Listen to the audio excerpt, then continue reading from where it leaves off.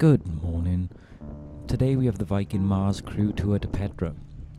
After an early morning coffee, we grabbed our lunch boxes and headed through immigration. We had a long bus ride ahead of us, but before we could actually reach the site. But I'm sure it'll be worth it. The area around Petra has been inhabited since as early as 7000 BC, and in 1985 Petra was designated as a World Heritage Site.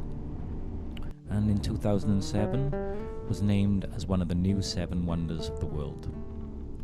It's the most visited tourist attraction in Jordan, with over 1 million visitors in 2019. But I'm sure its biggest claim to fame is it was being used in the movie Indiana Jones. The journey along the road to Petra would have been nice if I didn't have a severely smudged window and the bus suspension would have been serviced a bit more regularly. But it was interesting to see how the scenery changed from desert to mountain desert to desert with some green stuff, and then finally something that resembled another planet. Here's one of the special people, Ellie, that's under the ship's care for the next couple of months. She's a very delightful soul. Hello. We had some stops on the way to Petra, stopping at some local stores to buy overpriced tat. I'm sure our tour guide was on some kind of commission or something. Here's Diego, a man that could sleep through an actual disaster. And here's our Mensa candidate Nadine giving her 2 cents on what we should avoid at Petra. And apparently, all these people come to you and they're like, oh, I'll take you here and here and here for pictures. Don't accept anything apart from a group of kids, and it's $5. And apparently they'll take you to this fantastic place for a picture. So when kids come to you, see ya.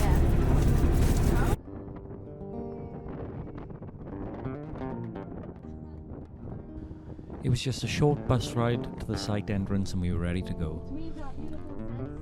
Our tour guide Jasmine, who was particularly easy on the eye, armed us with a map and off we went. Here's our resident singer Toto. He got to ride a horse finally, and he got charged the equivalent of the GDP of a small country to do so. You look like a prick. In ancient times, Petra might have been approached from the south on a track leading across the plain of Petra around Jabal Harun, the location of the tomb of Aaron, said to be the burial place of Aaron, brother of Moses. Another possible approach was from the high plateau to the north. Today, most modern visitors approach the site from the east.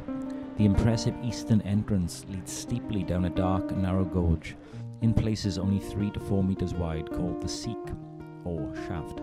A natural geological feature formed from a deep split in the sandstone rocks and serving as a waterway flowing to Wadi Musa.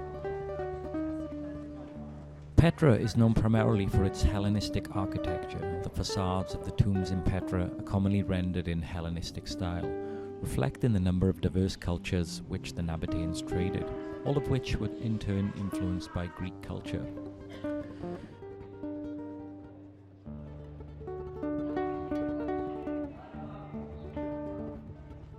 Perhaps the best example of Hellenistic style, at the end of the narrow gorge, stands Petra's most elaborate ruin, popularly known as the treasury, hewn into a sandstone cliff.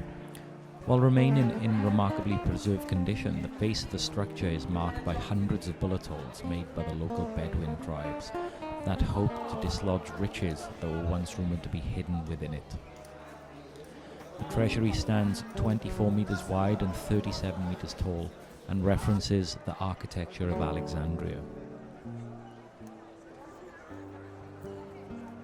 Here is our beautiful cello player from our classical duo, Bernadette, and one of the girls from the spa.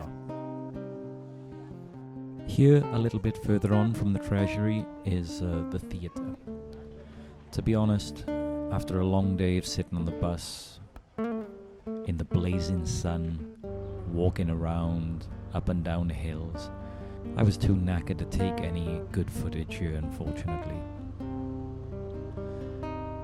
So after I relaxed in like a little cave and just watched the tourists doing their thing, watching the camels walking by, I decided to head back. We had to head back through the Seek, through the treasury, and take the long walk back to the bus.